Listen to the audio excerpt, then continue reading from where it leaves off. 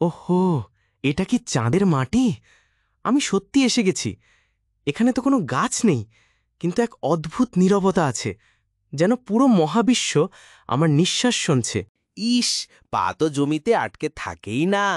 আমি যেন একটা বেলুন হয়ে গেছি, মিউন্যাটিক বেলুন।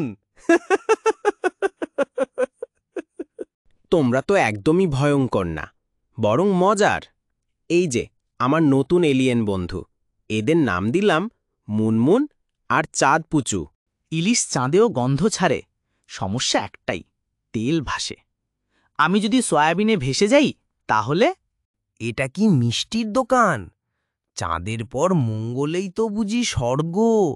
কিন্তু এসব জেলির মতো মিষ্টি কি আসলেই খাওয়া যায়? আগে একটু চেটে দেখি।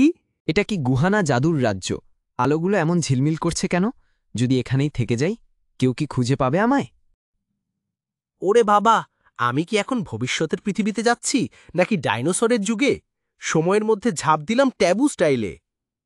এই গান চাঁদের জন্য, এই বিট এলিয়েনদের জন্য, এবং এই নাচ আমার পৃথিবীর ভক্তদের জন্য।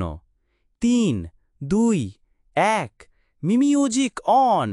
চাঁদ আমার মনে থাকবে, মুনমুনদের কথা ভুলব না।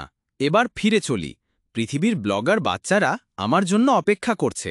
এবার ঘরে ফিরলাম ঠিকই, কিন্তু আমার মন পড়ে আছে চাঁদের পাথরে, মঙ্গল মিষ্টিতে আর মহাকাশের গানে।